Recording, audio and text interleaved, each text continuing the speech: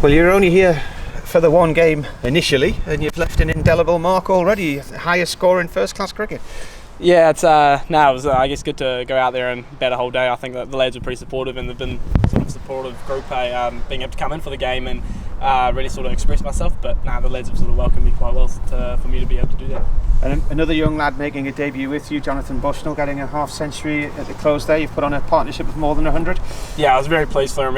He went about his work very sort of calming and had that sort of presence about him, which was awesome for a guy on debut. I think for returning out to the way he was batting, hopefully he can push on tomorrow, and hopefully we can keep building that partnership like we did today.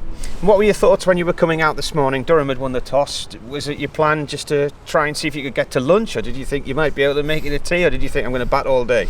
I think I was lucky it worked out that way. I think you just try to take it ball by ball. Obviously I tried to do it in like sort of half an hour blocks or little 5-run sort of blocks with me and Bortho were sort of going through that. So I think it's just new ball, obviously, with the Duke ball's going to do a little bit, so just trying to be patient, take every sort of ball by ball.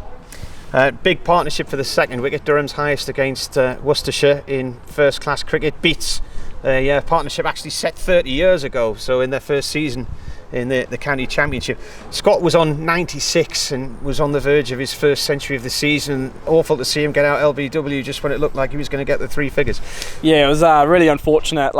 Scotty batted incredibly and he thoroughly deserved that century, but I guess that's the way the game goes, and obviously Bortho will be disappointed, but I think he should be very pleased the way he batted, and I think the lads really saw his sort of experience, and he just batted like an absolute genius out there. What's the track playing like? Because it doesn't seem there's that much speed in the track, and certainly not much bounce for the quicker bowlers. It seems like a fairly even paced track. Yeah, it wasn't, I guess, compared to the wickets we play on back home, it wasn't as quick and not as much bounce, which I guess presents its own challenge, and I think over the next 3 days we'll sort of see maybe it going a bit lower and guys sort of bowling stump to stump, and us batters need to play with a straight bat, but I guess we'll see what happens. Have you played any cricket in England other than this? Have you been over here before? No, I was here last year for the same sort of test tour, obviously the Black Caps, and I've only played like a warm-up game or 2 here. So this is my first a proper game, I guess you'd say. And I gather you were in Dublin when Durham got on the phone and asked you to come back over, is that right? Yeah, I was seeing a couple of mates up there. They were playing sort of club cricket, so it was nice to catch up with them. They're from Wellington as well, so then got the call and I was like, oh, this is perfect, awesome. Like any sort of, I think it's always been a dream to play in the county champo, and I think this opportunity coming with Durham's awesome with a great bunch of lads. When you didn't make the test setup, was it your plan to go off on a tour of Europe or something like that? What was your immediate thoughts? Yeah, I thought I was over here for those warm-ups anyways, and as soon as I got released it was kind of like, well, I'd love to play some cricket, and then if the opportunity presents itself, obviously, and then if not, in my downtime, kind of experience the world a little bit and see what's out there, because I guess I've never really been to this part of the world apart from a COVID bubble last year. So it's been awesome to be able to get away from the game slightly, but always as soon as the opportunity sort of came up, I was ready to go. I would imagine there'll be a few clubs on the phone to your agent now, and you might have a few offers for next year, or maybe even later this season somewhere. Nah, I don't know. Honestly, we've still got a way to go in this 4-day match. I think I'm not too worried about all that stuff in the future. I guess if I hopefully do my job tomorrow, and that should take care of itself. Just go for me.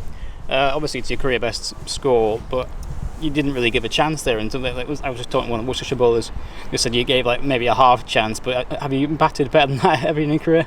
No, it's nice that it sort of clicked in this way, but I think they bowl well, and they definitely had periods where they bowled really tightly, but I was just trying to I guess stay in it ball by ball and understand, get through a tough period. Me and sort of Scotty talked about the ebbs and flows of 4-day cricket, just trying to get through those periods, and I mean, you take it on that day, but I guess there's still a long way to go. And I heard it was quite a tumultuous journey getting here. Probably you went to Paris and things like that. But that sort of take your mind off your debut, just the journey getting from Dublin to Paris to here. That sort of take your mind off things? Yeah, definitely. You go through all that, but obviously I'm a pretty privileged position to have the day in Paris and kind of come here to play cricket. But yeah, it's obviously weird how things could have sort of worked out in that sense. But it was just awesome to the guys and Durham, and obviously everyone sort of worked behind the scenes for this to happen. I'm really grateful for the opportunity to do so. And I think you've passed a milestone. Tom Latham was the last overseas player to score a century for Durham on debut. Did you speak to him at all, or anyone in New Zealand set up before you came here? Not really. I didn't really have much conversation with them, but it was always just like, it'd be awesome if you get some cricket. I'll definitely flick Tommy a message, or he might have messaged me already, and say we sort of share the same sort of thing. And I think anytime you mention the same breath as Tom Latham, it's definitely a massive compliment.